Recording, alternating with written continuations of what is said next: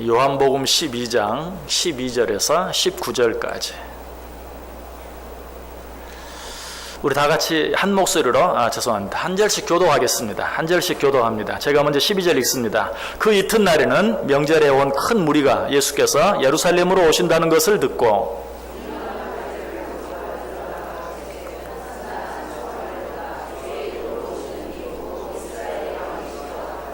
예수는 한 어린 나귀를 보고 타시니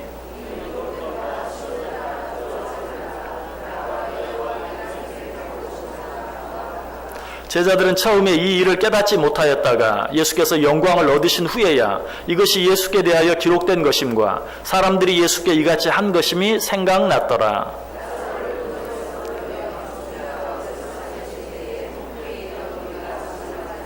이에 무리가 예수를 맞음은 이 표적 행하심을 들었음이러라.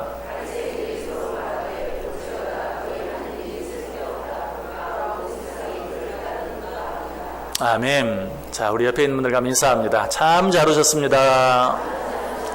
큰 은혜 받으시기 바랍니다. 예, 여러분 정말 잘 오셨습니다. 오늘도 여러분들 큰 은혜 받으실 수 있기를 바랍니다. 오늘 본문에 나타나 있는 말씀 벌써 몇 시간 생각했고요. 또 우리가 너무나 잘 아는 예수님께서 예루살렘 성에 입성하실 때, 나귀 새끼를 타고 입성하실 때 많은 사람들이 종려나무 가지를 흔들며 예수님을 맞이하고 환영하는 그런 내용이 오늘 본문에 나타나 있죠. 이 내용은 그런데 성경에 나타난 여러 가지 내용들 가운데 특별히 예수님의 생애 가운데에서도 가장 중요한 사건 가운데 하나다라고 말씀을 드릴 수 있어요. 자, 우리가 예수님의 생애 가운데 가장 중요한 사건이라고 말한다면 예수님의 탄생, 그리고 예수님의 고난, 그리고 예수님의 죽음, 그리고 예수님의 부활, 승천, 이것이 가장 중요한 사건이죠. 그래서 이런 사건들에 대해서는 사복음서에 빼놓지 않고 이 모든 내용들이 다 기록되어 있어요. 그런데 이런 내용과 더불어서 또 한 가지 사복음서에 빼놓지 않고 기록된 사건이 바로 이 사건입니다. 예수님께서 나귀 새끼를 타시고 예루살렘 성에 입성하신, 그리고 그때 많은 사람들이 종려나무 가지를 흔들며 그를 맞이했던, 환영했던 이 사건이 사복음서에 빠지지 않고 나와 있어요.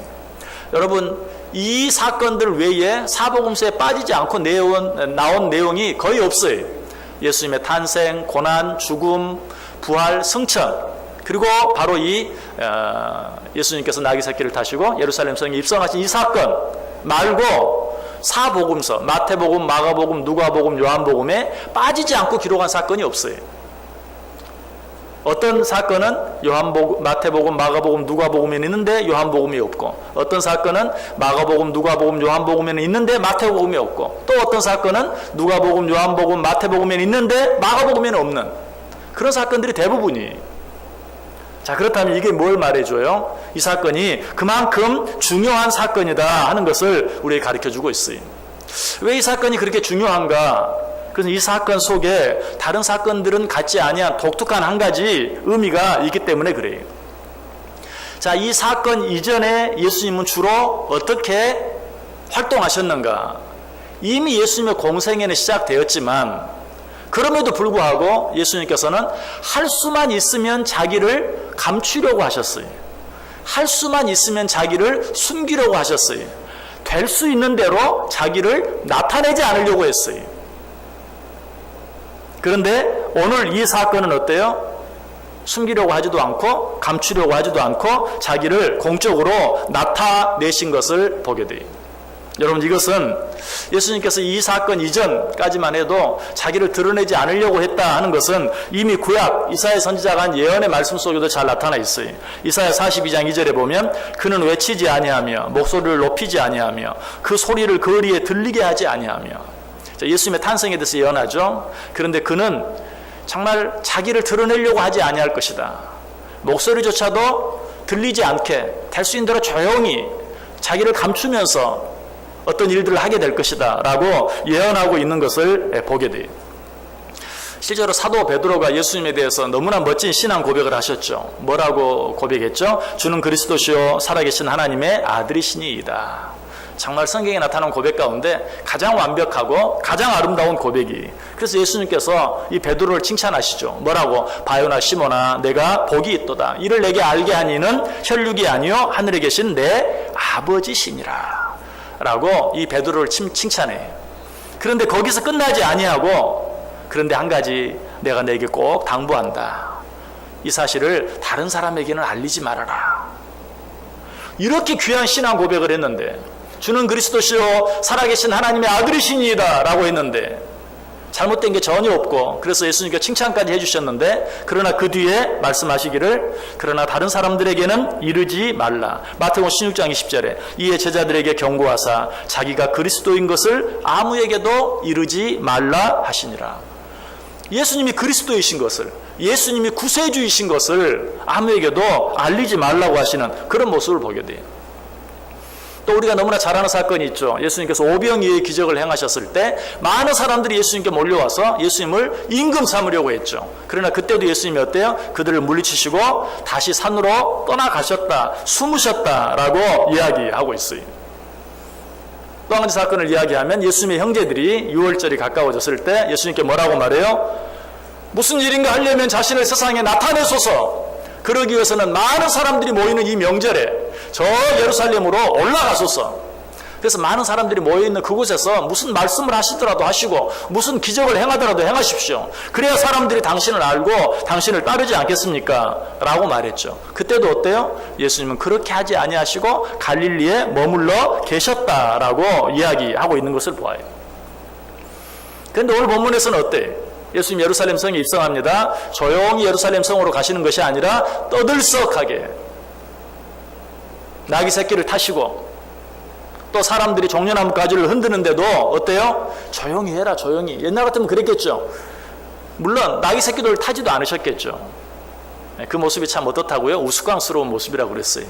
여러분 우스꽝스러운 모습으로 가면 어때요? 사람들이 더 쳐다보죠.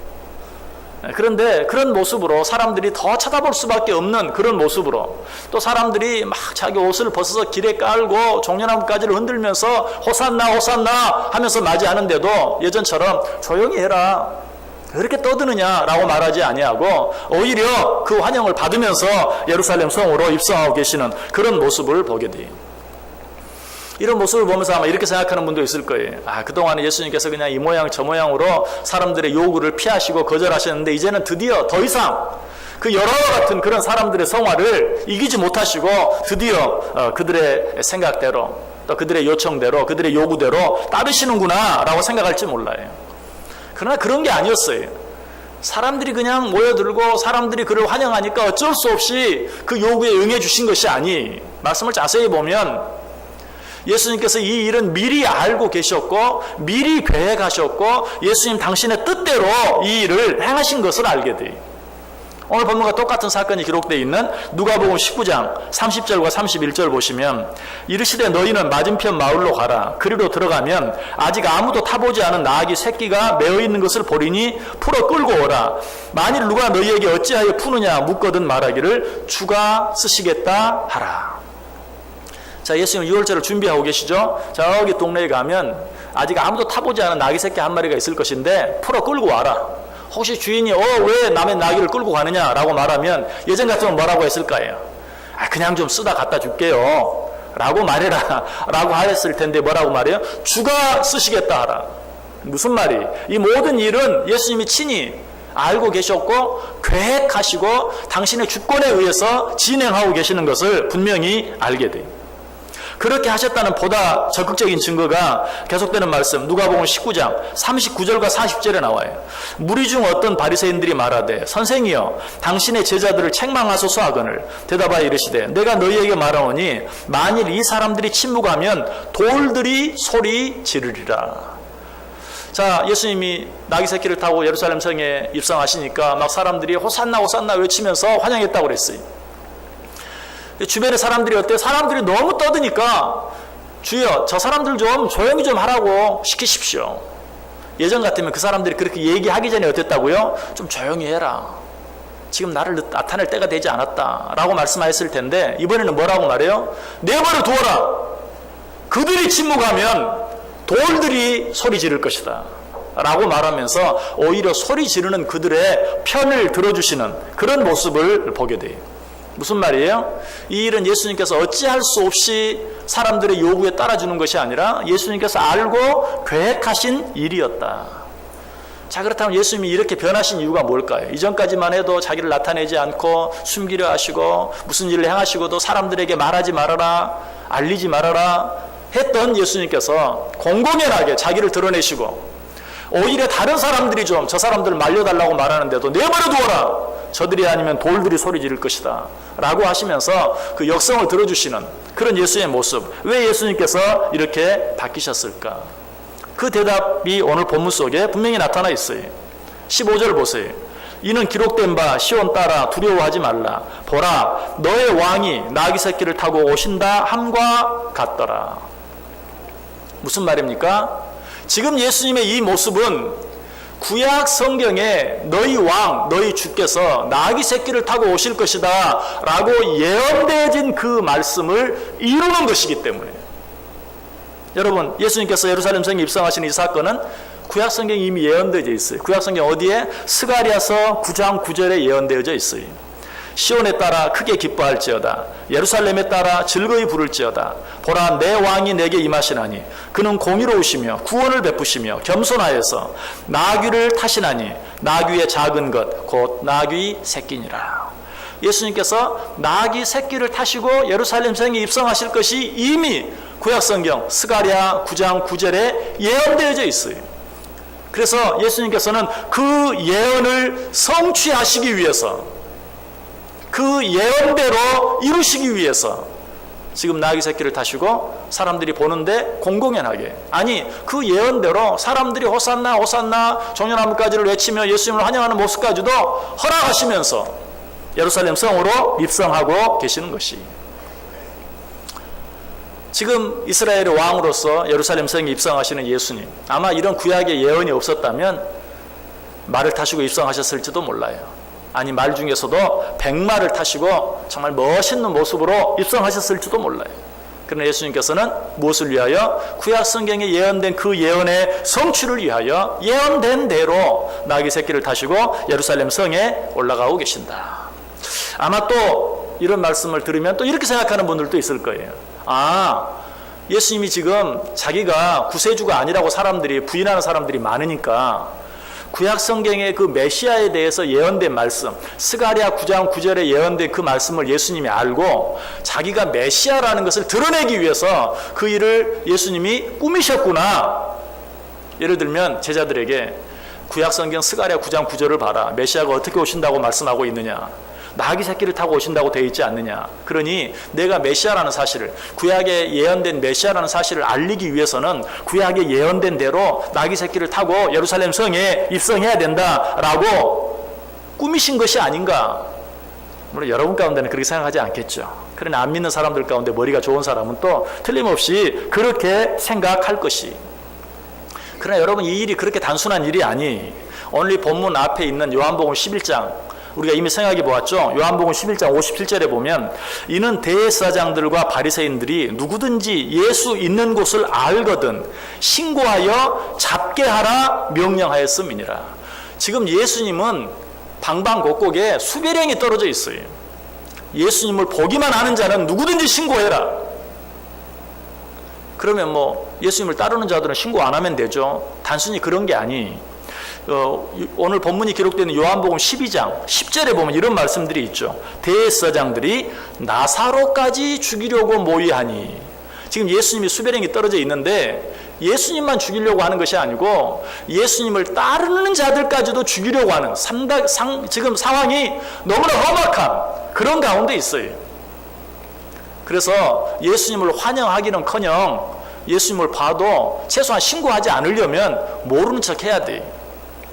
예수님을 따르는 자인 것을 감추어야 돼. 그래야 생명을 보존할 수 있어요. 이러한 때에 예수님께서 구약에 스가랴 9장 9절에 예수님이 나귀 새끼를 타고 입성하고 예수님께서 입성하실 때 많은 사람들이 호산나를 외치며 환영할 것이라고 되어 있는데 너희들 내가 메시아인 것을 드러내기 위해서 이 일 좀 해주라 라고 할 때 그 일을 할 사람이 아무도 없다는 것이. 실제로 예수님이 십자가에 달려 죽으실 때 어때요? 사람들 다 떠나버렸잖아요. 아이고 잘못하다 죽겠다. 누구까지? 예수님의 제자들까지도 나까지 괜히 죽겠다 하고 다 도망가고 떠났어요. 그런데 지금 이런 일을 가지고 예수님이 부탁한다고 해서, 아니 뭐 예수님의 제자들이 부탁도 하지 않았겠지만 예수님의 제자들이 부탁한다고 해서 그 일을 하겠어요? 하지 않아요. 사람의 뜻으로, 사람의 계획으로는 그 일을 할 수 없는 것이. 그리고 예수님 자신도 마찬가지. 설령 지금까지는 공개적으로 자기를 드러내면서 어떤 일을 했다 할지라도 지금만큼은 어때요? 수배령이 떨어진 지금만큼은 오히려 조용히 해라. 너희들 못 봤느냐? 누구든지 예수를 보는 사람은 신고하라고 지금 전국에 수배령이 떨어져 있지 않느냐? 제발 좀 조용히 좀 해라. 그렇게 떠들지 말아라. 다른 때는 다 드러냈어도 지금은 숨겨야 할 때인 것이. 그럼에도 불구하고 예수님께서는 그렇게 하지 않으셨다. 여러분, 이 일을 통해서 보면 예수님은 물론이고 따르는 모든 자들이 이 일을 자기들의 어떤 생각과 뜻에 의해서 구약에 그렇게 예언되어져 있으니까 우리가 그렇게 하자라는 그런 상황 속에서 되어진 일이 아니라는 것이. 그런 인간의 생각과 뜻과 계획으로는 이 일을 할 수 없다는 또 하나의 증거가 오늘 본문 16절 속에도 나타나 있어요. 16절 보세요. 제자들은 처음에 이 일을 깨닫지 못하였다가 예수께서 영광을 얻으신 후에야 이것이 예수께 대하여 기록된 것임과 사람들이 예수께 이같이 한 것임이 생각났더라. 이 일이 일어날 때 예수님의 제자들은 지금 왜 이런 일이 일어나는지 몰랐어요. 그리고 스가랴 9장 9절에 그 사실이 예언되어져 있다는 사실도 알았는지 몰랐는지, 혹 알았더라도 지금 까맣게 잊어버리고 있었어요. 나중에 예수님께서 고난당하시고 십자가에 달려 죽으시고 그리고 부활하신 후에서야 이 사실을 깨달았다라고 이야기하고 있어요. 여러분, 성경을 읽고 듣고 배우면서도 나는 너무 잘 잊어버려서 큰일이야. 너무 실망하지 마세요. 너무 실망하지 마세요. 예수님과 함께 다녔던 예수님의 제자들도 지금 눈앞에서 구약에 예언된 사건이 일어나고 있는데도 도대체 지금 무슨 일이 일어나고 있는지 그 일을 전혀 깨닫지 못했다. 그 모든 일들이 다 지나고 난 후에 알게 되었다. 여러분들도 열심히 들으세요. 그리고 열심히 읽으세요. 지금은 몰라도 나중에 아하 할 때가 온다는 거예요. 믿으십니까? 예. 이럴 때 라면 너무 크게 안 하는 게 좋아요. 적당히 해야 돼. 지금 라면을 너무 크게 하는 건 뭐예요? 아이고 나는 뭐 그냥 지금은 신경 안 쓰겠습니다. 예, 농담이고요. 아무튼 그럴 때가 있어요. 깨달을 때가. 성령이 필요할 때 이미 들은 말씀, 이미 읽은 말씀을 적절하게 생각나게 해주세요. 그런 은혜가 있어요. 그래서 나는 들어도 잊어버리고 읽어도 잊어버리고 나는 안 읽을래, 안 들을래 하지 마시고 더 열심히 듣고 더 열심히 읽고 해보세요. 그러면 적절할 때 성령님께서 그 말씀을 생각나게 하시고 깨닫게 해주신다. 어쨌든 이 일은 예수님께서 예수님의 제자들과 꾸민 일도 아니고 예수님 자신이 구약의 예언을 성취하기 위해서 일부러 만들어 놓은 제자들과 모의해서 만들어낸 그런 일이 아니라는 것을 우리에게 분명하게 말씀해 주고 있어요. 예수님께서 지금까지 많은 사건들 속에서 그렇게 하셨어요. 구약에 예언된 일들을 성취하시기 위해서 예수님께서 주권적으로 행하신 일들이 있어요. 어떤 일들이 그런 일입니까? 성전 청결 사건, 성전 정화 사건도 예수님께서 구약에 예언되어진 그 사실을 이루기 위해서 그렇게 하셨던 것을 보게 돼요. 시편 69편 9절에 나타나 있어요. 주의 집을 위하는 열성이 나를 삼키고 주를 비방하는 비방이 내게 미쳤나이다. 예수님께서 성전 청결 사건으로 인하여 많은 사람들의 비방을 받을 것을 미리 예언하고 있죠. 또 제자들이 그때도 예수님께서 성전 청결 사건을 행하실 때는 그 사실을 깨닫지 못했어요. 그러나 그 후에 깨달았어요. 요한복음 2장 17절에 제자들이 성경 말씀에 주의 전을 사모하는 열심이 나를 삼키리라 한 것을 기억하더라. 또 한 번 그 후에서야 그 말씀을 깨달은 사건이 거기 나와 있죠. 그리고 예수님께서 십자가에 달려 죽으실 때도 뭐라고 외치셨죠? 목마르다 라고 외치셨어요. 여러분, 이것도 어때요? 구약에 예언되어진 예언을 성취하시기 위해서 요한복음 19장 28절에 그 후에 예수께서 모든 일이 이미 이루어진 줄 아시고 성경을 응하게 하려 하사 이르시되 내가 목마르다 하시니. 자, 이 말씀은 어디에 예언되어져 있습니까? 구약 성경 예수님께서 시편에 보면 예수님께서 십자가에 달려서 목마르다라고 할 것이 예언되어져 있어요. 그 말씀을 성취하시기 위해서 예수님께서 그렇게 하셨다. 자, 이 모든 사건들을 통해서 우리가 알 수 있는 것은 무엇입니까? 하나님께서 예언하신 예언의 내용, 이 모든 내용들은 반드시 성취되어진다라는 사실을 우리에게 가르쳐주고 있어요. 하나님께서 우리에게 약속하신 것, 이것은 반드시 이루신다 하는 것을 우리에게 말씀해주고 있어요. 자, 이런 여러 가지 일들이 어때요? 예수님의 제자들은 이 사실을 깨닫지도 못하고 알지도 못했음에도 불구하고 이 모든 일들이 예언된 대로 또 약속되어진 대로 이루어지고 성취되어졌다. 오늘 본문 속에서 제자들이 이 사실을 깨닫지 못했을 때 예수님께서 그들에게 어떻게 하시죠? 책망하시죠. 뭐라고? 누가복음 24장 25절 보면 이르시되 미련하고 선지자들이 말한 모든 것을 마음에 더디 믿는 자들이여. 어쩌면 그렇게 우리를 향해 하시는 말씀 같은지, 미련하고 선지자들이 말한 모든 것을 마음에 더디 믿는 자들이여. 성경이 우리를 위한 얼마나 많은 약속들이 기록되어 있는지 몰라요. 그럼에도 불구하고 우리는 어때요? 여전히 염려하며 살잖아요. 걱정하며 살잖아요. 두려워하며 살잖아요. 그리고 의심하며 살잖아요. 어쩔 때는 원망하고 불평하며 살잖아요. 그런 우리를 향해서 말하는 것이 성경에 너희들에게 뭐라고 말씀하고 있느냐, 성경에 너희들을 위해 어떤 약속들이 기록되어 있느냐, 성경에 어떤 예언들이 기록되어 있느냐, 왜 그 약속들, 그 예언들을 믿지 못하느냐. 여러분, 예수님께서 제자들에게 하셨던 이 말씀, 오늘 우리들에게 주시는 말씀으로 받을 수 있어야 돼요. 미련하고 선지자들이 말한 모든 것을 마음에 더디 믿는 자들이요. 여러분, 성경에 우리들에게 어떤 약속이 기록되어 있습니까? 제가 정말 성경 가운데서 정말 사랑하고 또 힘들고 어려울 때마다 기억하고 묵상하고 암송하는 그런 성경 구절들, 몇 구절들 한번 소개해 드릴게요. 창세기 28장 15절, 내가 너와 함께 있어 내가 어디로 가든지 너를 지키며 너를 이끌어 이 땅으로 돌아오게 할지라. 내가 내게 허락한 일을 다 이루기까지 너를 떠나지 아니하리라. 이 말씀 제가 수도 없이 말씀드렸죠. 저는 이 말씀 성경 가운데 가장 사랑하는 말씀 하나를 뽑으라고 하면 이 말씀 뽑아요. 왜? 내가 내게 허락한 일을 다 이룰 때까지 너를 떠나지 아니하리라. 하나님이 나를 통해 이루시길 원하는 일이 있을 거 아니에요. 그러니까 이 자리까지 세워주셨을 거 아니에요. 그 일을 이룰 때까지는 나를 떠나지 아니하신다는 것, 정말 이 말씀 얼마나 내게 힘이 되는지 몰라요. 힘들고 어려울 때 얼마나 이 말씀이 위로가 되고 격려가 되는지 몰라요. 또 나 자신의 약함, 부족함, 연약함을 보았을 때 더더욱 그래요. 하나님, 나는 이것밖에 되지 않는데, 나는 이런 사람인데 하는 생각이 들 때, 그럼에도 불구하고 하나님이 그걸 모르시는 것이 아니고 아시고 세워주실 때는 하나님의 계획하심이 있겠지. 그 일을 허락하실 때까지 나를 떠나지 않는다고 말씀하셨으니 그 하나님 바라보고 그 하나님 약속 믿고, 여러분, 이 말씀은 저에게만 주시는 말씀이 아니에요. 여러분 모두에게도 주시는 말씀이에요. 내가 내게 허락한 일을 다 이룰 때까지 너를 떠나지 아니하리라. 이것뿐만이 아니죠. 여호수아 1장 5절, 내 평생에 너를 능히 대적할 자가 없으리니 내가 모세와 함께 있던 것 같이 너와 함께 있을 것임이라. 내가 너를 떠나지 아니하며 버리지 아니하리라. 내가 모세와 함께 있던 것 같이 너와 함께 하겠다. 누구에게 주신 말씀이죠? 여호수아에게. 그런데 이 말씀은 여호수아에게만 주신 게 아니에요. 저와 여러분에게 주신 말씀이, 모세와 함께 있던 것 같이 내가 너희와 함께 하리라.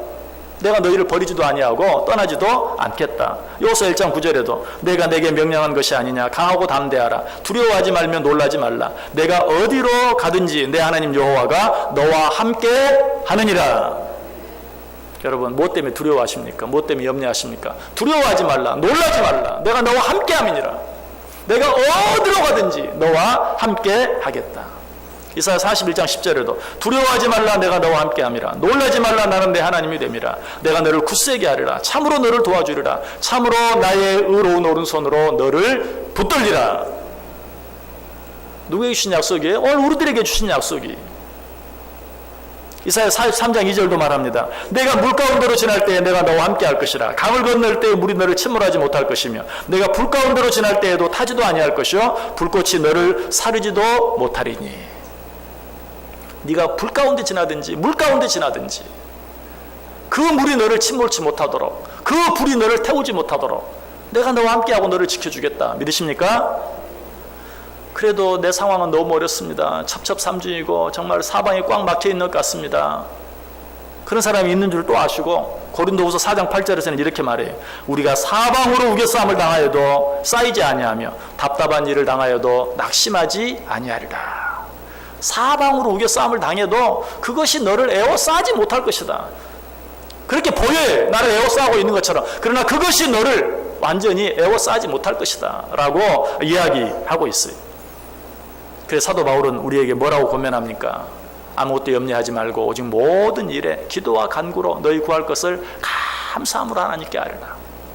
그리하면 모든 지각에 뛰어난 하나님의 평강이 그리스도 예수 안에서 너희 마음과 생각을 지키시리라. 여러분, 하나님께서는 이처럼 우리에게 수많은 약속들을 주셨어요. 혹시 이런 약속들을 보면서 구약에 있는 약속들 말고 신약에는 없나요? 또 이렇게 생각하는 분 계십니까? 예수님께서도 얼마나 많은 약속들을 주셨는지 몰라요. 우리가 너무나 잘 아는 약속, 그런즉 너희는 먼저 그의 나라와 그의 의를 구하라. 그리하면 이 모든 것을 너희에게 더하시리라. 뭘 먹을까, 뭘 마실까, 뭘 입을까 염려하지 말고 먼저 그의 나라와 의를 구하라. 그리하면 지금 네가 필요하다고 생각하는 그것 내가 너에게 채워주겠다. 하나님의 약속이. 마태복음 11장 28절에도 수고하고 무거운 짐자들아 다 내게로 오라. 내가 너희를 쉬게 하겠다. 요즘 생활이 얼마나 정말 피곤한 세상입니까? 얼마나 힘들고 어려운 세상입니까? 그러나 염려하지 마라. 수고하고 무거운 짐자들아 다 내게로 오라. 내가 너희를 쉬게 해주겠다.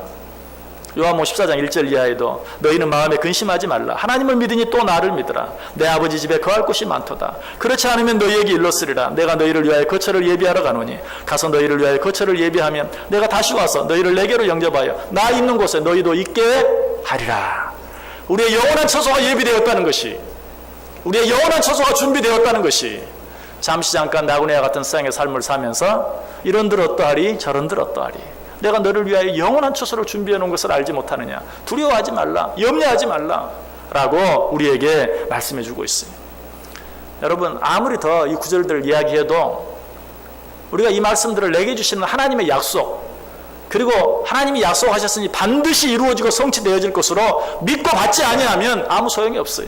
우리 이런 말씀들을 받으면서도 압니다. 그렇게 얘기 안 해도 다 압니다. 그러나 지금 내 상황은 너무 힘들고 어렵습니다. 아무래도 하나님이 나를 잊어버린 것 같습니다. 아니, 하나님이 나에게 하신 그 약속을 잊어버린 것 같습니다.